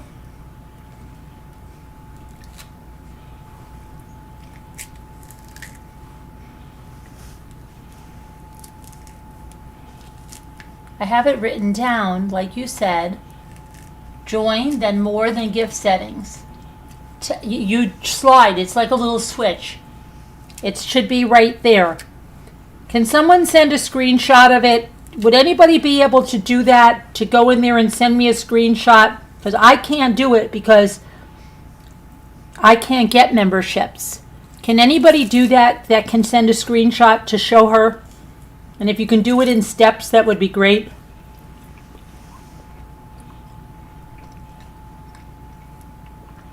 Right, see what Bucky said? They're not accepting mail because they're too backed up.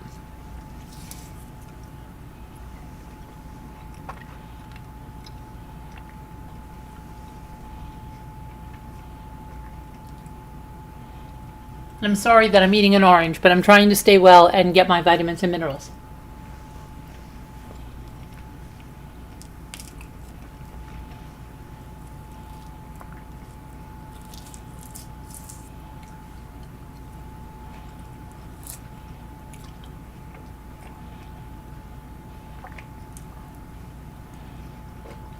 Join button, more button, gift settings, click the allow button.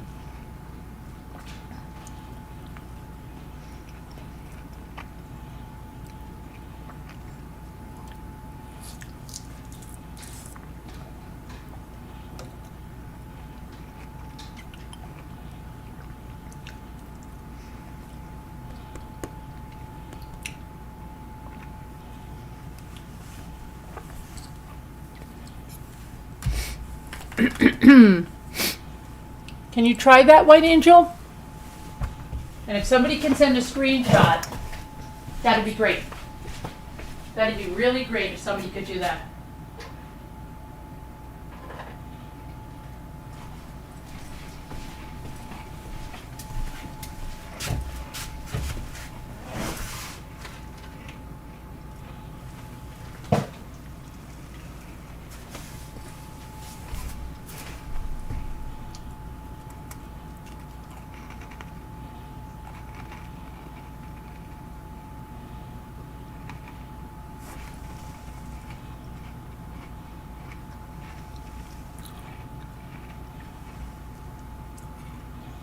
You ate 2 oranges today trying to boost your immune system. Oh, yeah.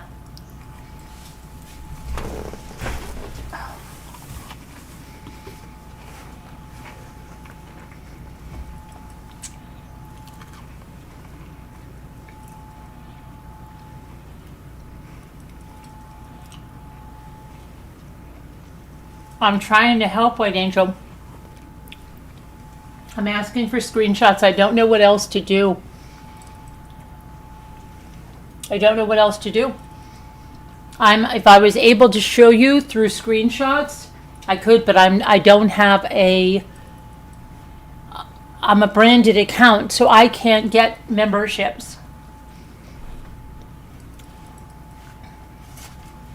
But maybe someone like Irma Jean or Video Reel or Heart Made Wise could send a screenshot of what it looks like. Hi, Mary Warren. She is on an iPhone, Mary Warren. That I know. Oh, Mary Warren, thank you for the Christmas card, and thank you for the card for Sandra. That was very sweet of you, and I'm going to pass that along to her. You found the join button, and then you found the more button.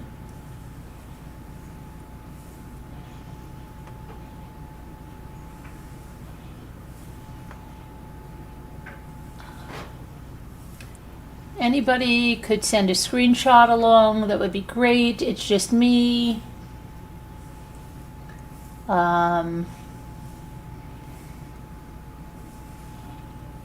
Anybody, anywhere, we would appreciate it. If I could do it, I would.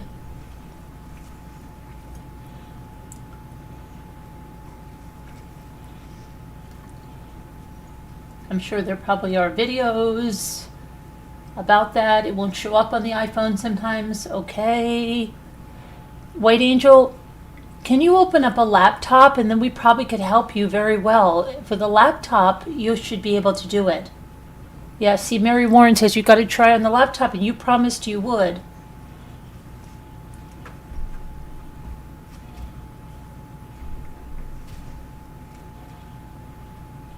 May have to do from laptop. Right. Okay. Oh boy. You have Androids, don't remember saying. Yeah, you have to do it from the laptop. I think that's what's the problem.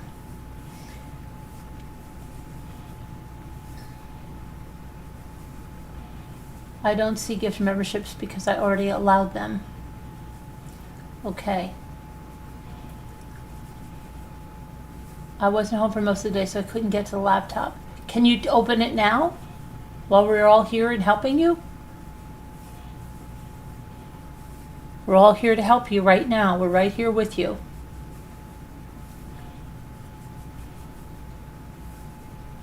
We're trying to help you. We're asking if you could open your laptop. And we'll wait for you. Just open up the laptop when we can walk you through it. Open up the laptop and we can walk you through it. Tiptoe through the tulips to the laptop. Heartmade Wife says go to an eligible channels page, right? Or the watch page, tap join, then more, then gift settings. Confirm you would like to opt in by turning on the allow gift switch. White Angel, try next time.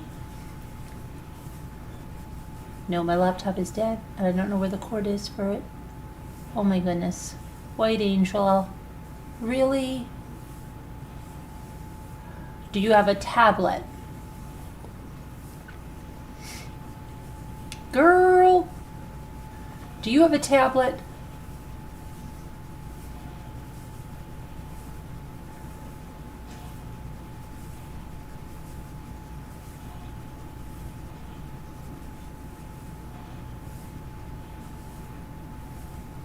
iPhone is tricky with trying to join as a member.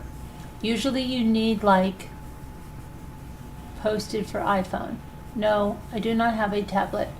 And you don't have a desktop and you don't have any other device other than your iPhone? And you don't have a cord for your laptop? Oh my goodness, what are we going to do with you? Oh my goodness, what are we going to do with you? Well, I don't know what else to do then. You're going to have to find that cord.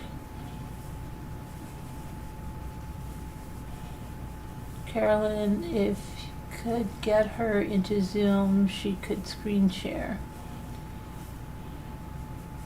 Yes, she could screen share, but if she doesn't see it and it's not available on the iPhone, it's not going to work.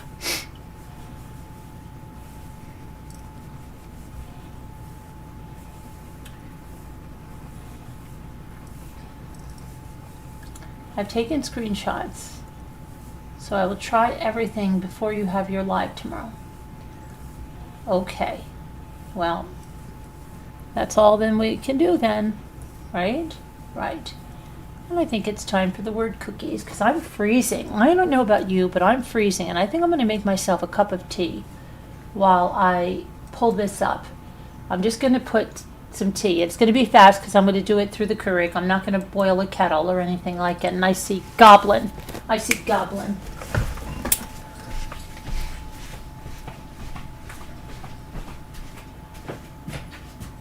Tiptoe through the tulips.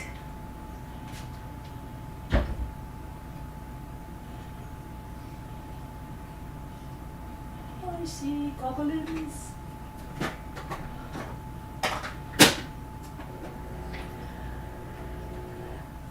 Gingerbreads, hi, doesn't she want it? Yes, she does. She wants this ginger snappish tea. Does she really? Yes, she does. Has she gone completely out of her mind? Yes, she has. I'm sorry, I really probably have lost my mind. After tonight, and doing a live for over an hour, that wasn't anywhere but in my kitchen. Please. And I made someone some beautiful shells and they look divine. Tomorrow I'll do some of the sealing and varnishing of them, but they look beautiful. You know who you are.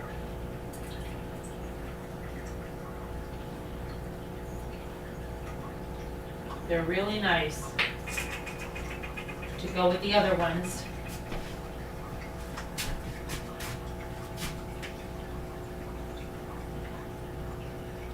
My tea is almost done.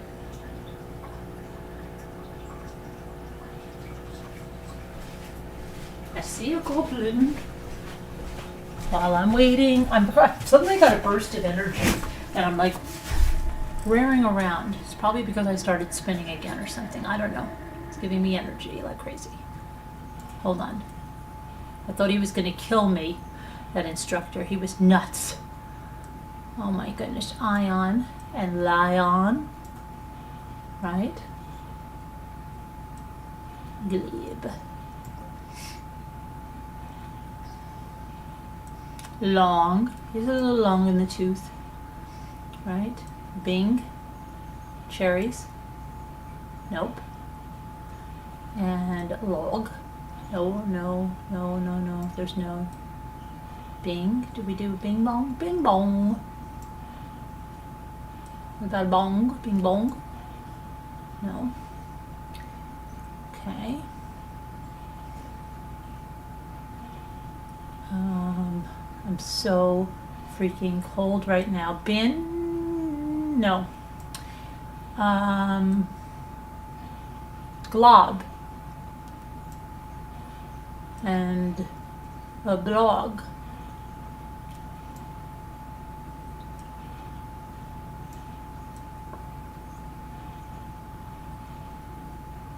Oh no, boil. I'm not looking at any of you guys, so they're getting these all on my own right now. And Kevin's like, Kevin's not here though, so Kevin can't say anything. Kevin would say, you have to play with everybody.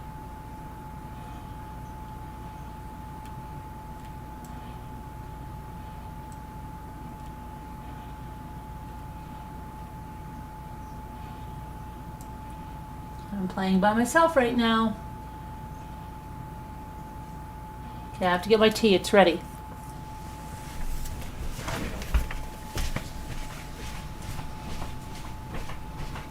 Did you get your tea? Yes, I got my tea. Oh.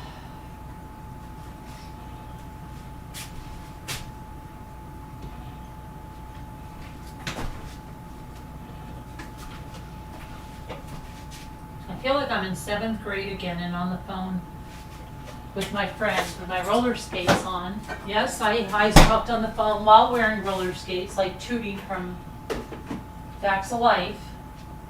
And we would roller skate around on a Friday night with the phone cord and everything, yeah. Mm-hmm. It really happened. I don't know why I feel like that.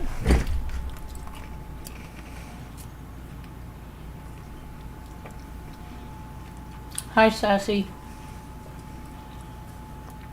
Loin. I saw somebody put loin. Okay, and then somebody says boing. Oh, that tea tastes so good and it's so warm and so great.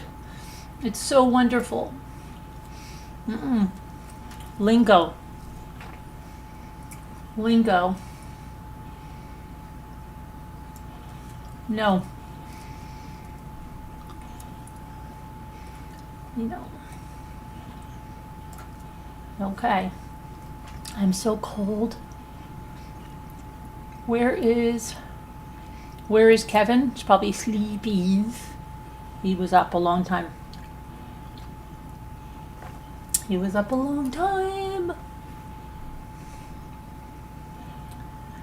Miss you, Sassy Dorsey. Okay. Login, you said? Nope. No. No. It could never be login. No, yes, it could. Sorry. My mistake. I don't know if you've been playing this a long time.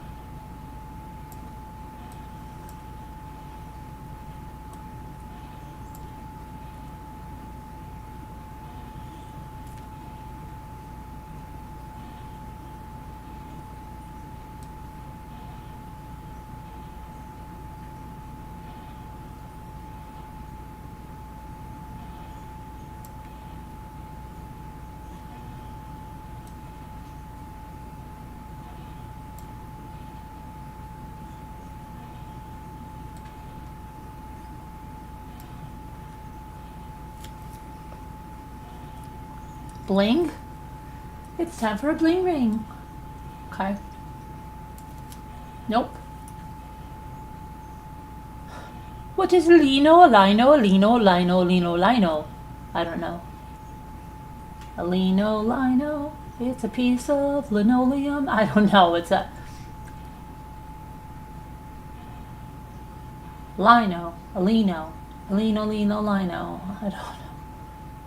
What the heck is a lino? And use it in a sentence, please. Did you tell a lie? No. See that? I used it in a sentence. Did you tell a lie? No.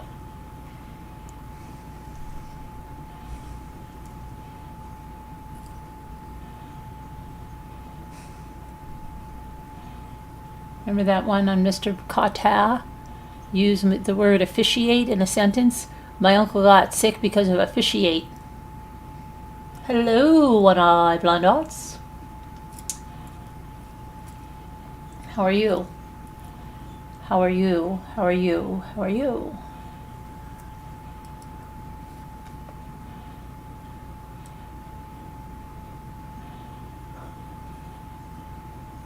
I don't know what we're doing here.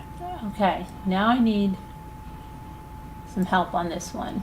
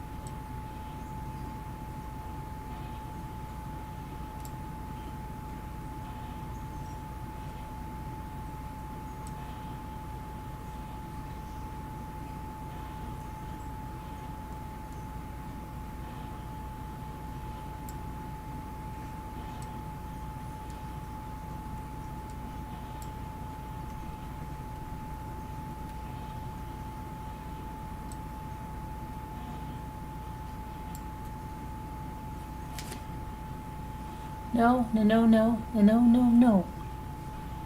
It's none of those things. It's none of those things. It's none of those things. And that reminds me of some commercial.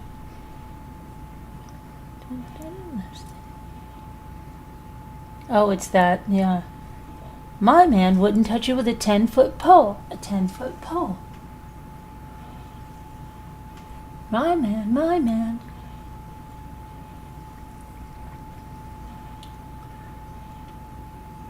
Oh my goodness. Lingo does not work. Lingo doesn't work. No, it doesn't. Watch.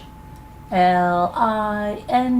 Oh, did we try bingo? Was his name? Oh, we've got it, I think. bingo. Wow. Just because I spelled it out, then I got it. bingo. Ngo. Oh, I see Irma Jean said it. I didn't even see your thing, Irma Jean. I'm so sorry. I didn't see that. I'm sorry. But I got it. Because I was spelling out lingo. I was spelling out lingo. I don't know why they're letting me spin again. Why? Why am I getting to spin again? bingo. Did they not let me spin it before that? Get out of here. You bother me. Okay, drum I see and drummer. Drum, and I see drummer. Oh no, drummed, I mean drummed, I didn't mean drummer. And I see dread. And I see murder, no.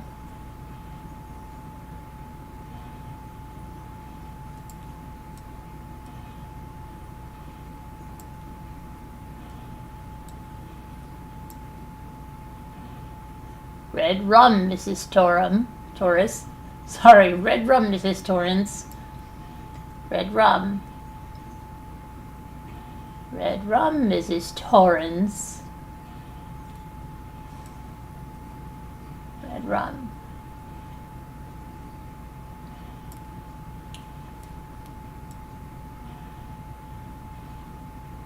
That's rude, Mrs. Torrance.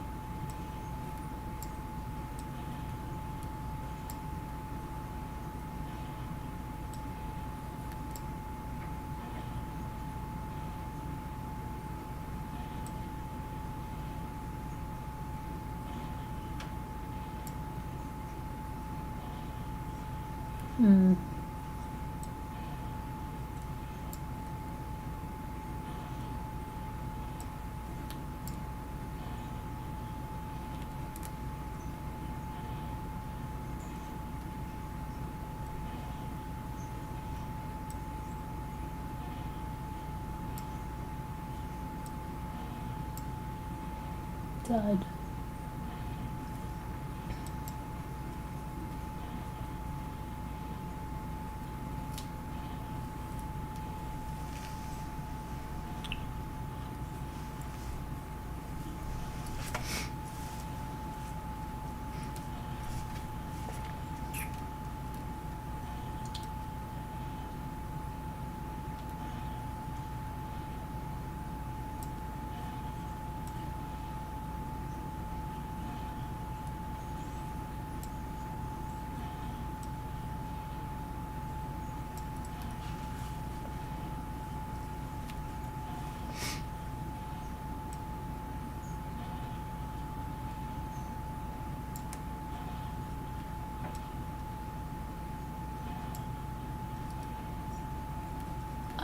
Utter. That's good.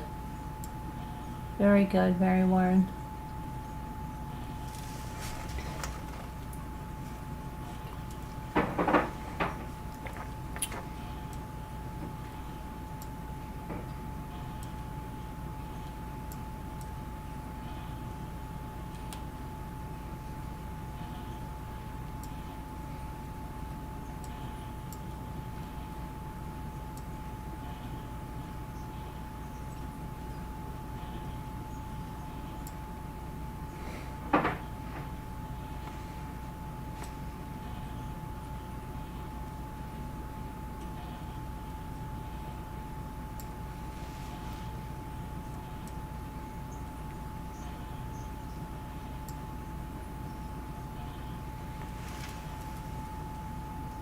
What happened?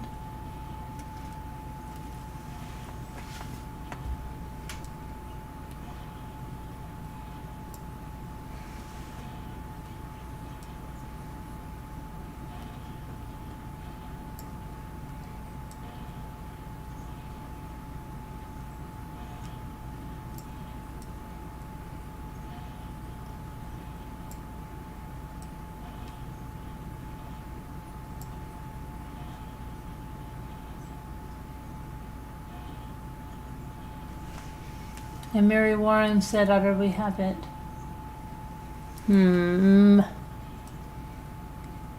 Red mud.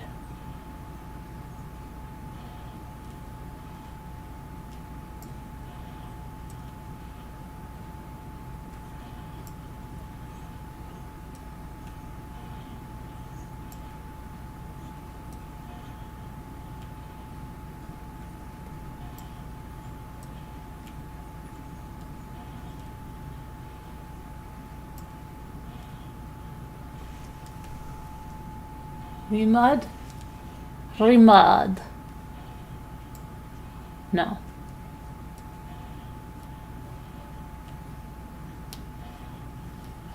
I can't. I hate this when it does this.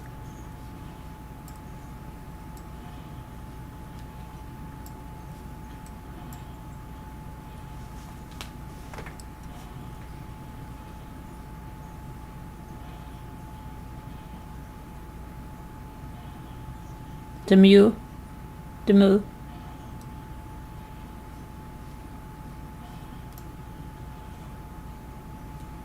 Okay. Demu.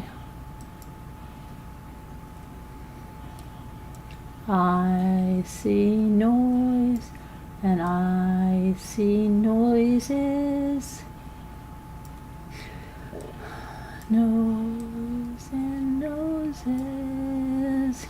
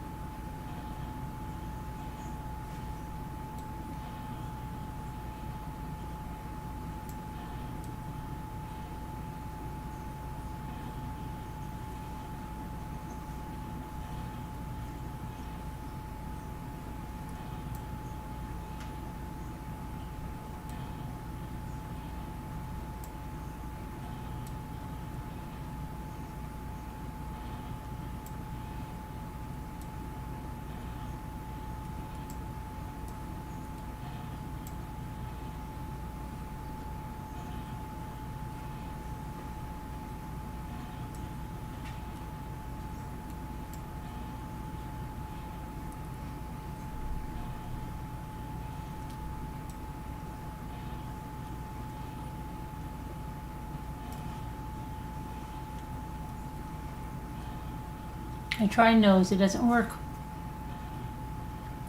I tried it, it doesn't work.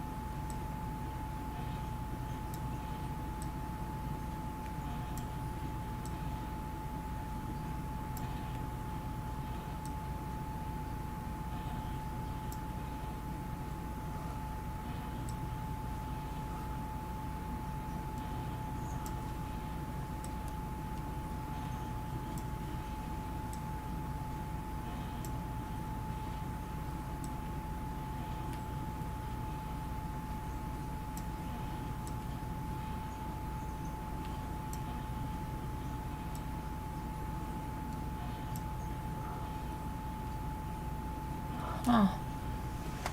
What is this one?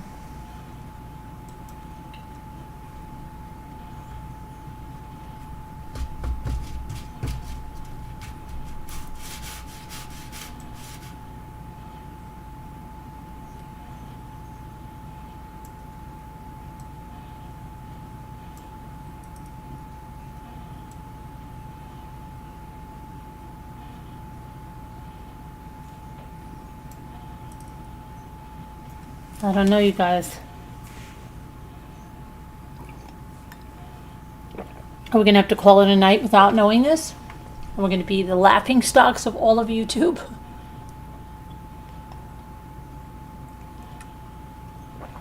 No, we're not. We're not going to be laughing stocks of all of YouTube because that's impossible. There's much more incredible laughing stocks. I think we all know that.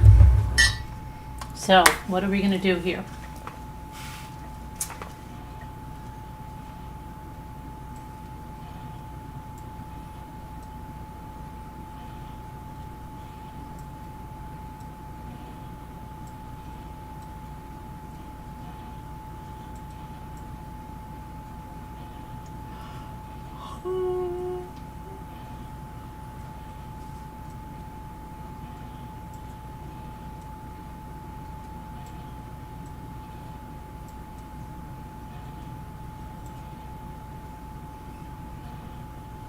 No, it can't be that. Has to be before. Oh, is there a YouTube wall of shame? I think there probably is, and we're not on it. We're not on it. Okay.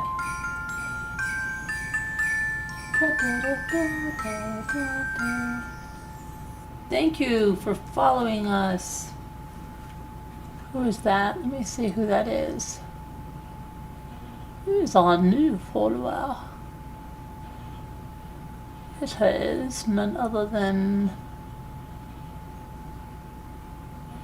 Let's see who that might be. Let me see who that might be. That might be.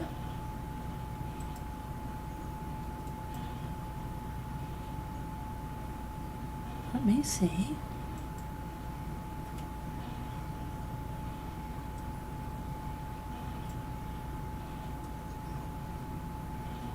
Look in the old YouTube.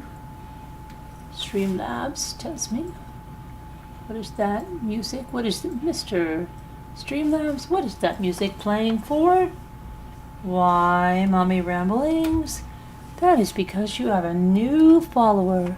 And your new follower is Casey Kastner. Welcome, Casey Kastner. Welcome, Casey Kastner, coming down the line. Welcome. Thanks for being a new follower. Okay, now let's go back to the game here.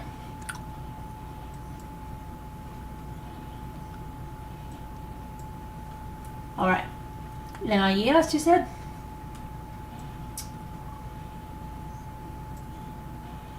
Nope.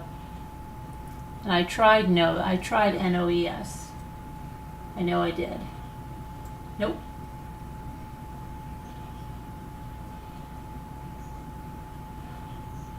It's Casey Kastner. Coming down the line. Thank you for being a new follower.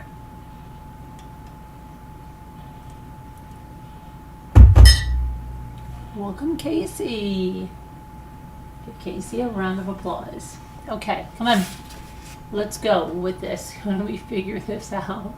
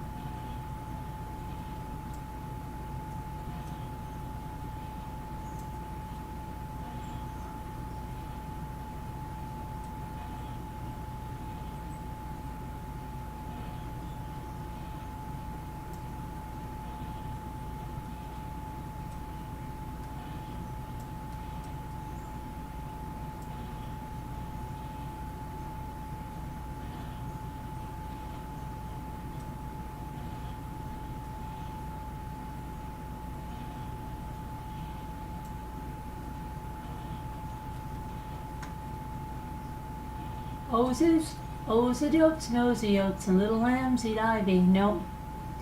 Diddly divey do. No.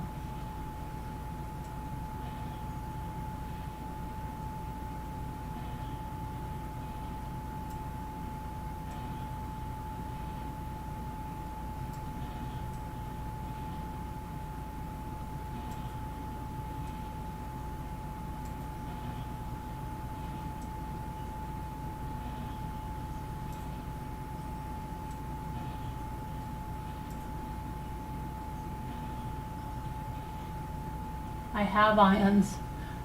That's okay, Mary. That's okay. We're doing as best as we can, right? Little lambs eat ivy, diddly divey do.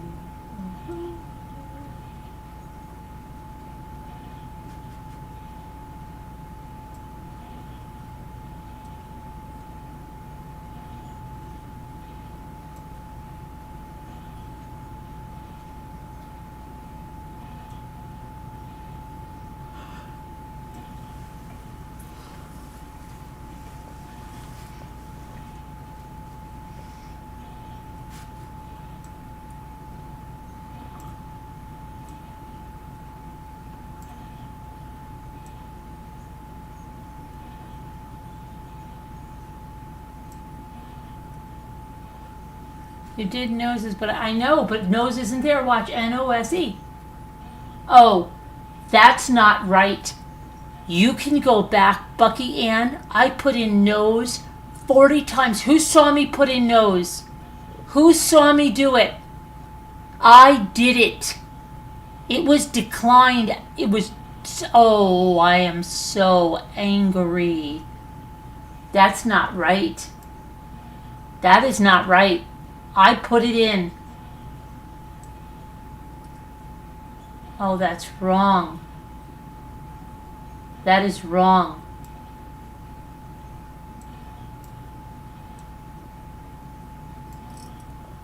Little lambs eat ivy. Okay, well, I think we're going to call it a night because it's a night and it's a night. And it's a night. It's being a long night, okay? All right. Holiday. Okay. It's a jolly holiday with Mary. Right? It's a jolly holiday with Mary. You know where that's from, right? I hope that you all do. And Dick Van Dyke. He's still going strong, you know that? It's a jolly holiday with Mary. Okay.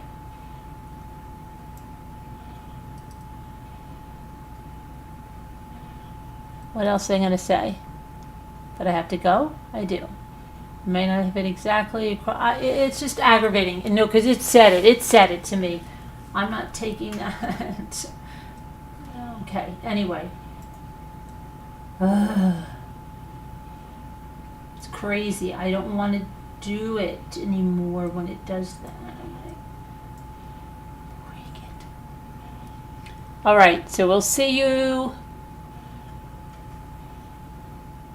tomorrow. God bless, prayers, and oh, there I put up a little short. Go watch it if you can. It's very short. It's about 30 seconds. He's like 150 years old now. He's engaged, I think, or get married. I don't know. Love you guys. God bless, prayers. We'll see you tomorrow. Bye.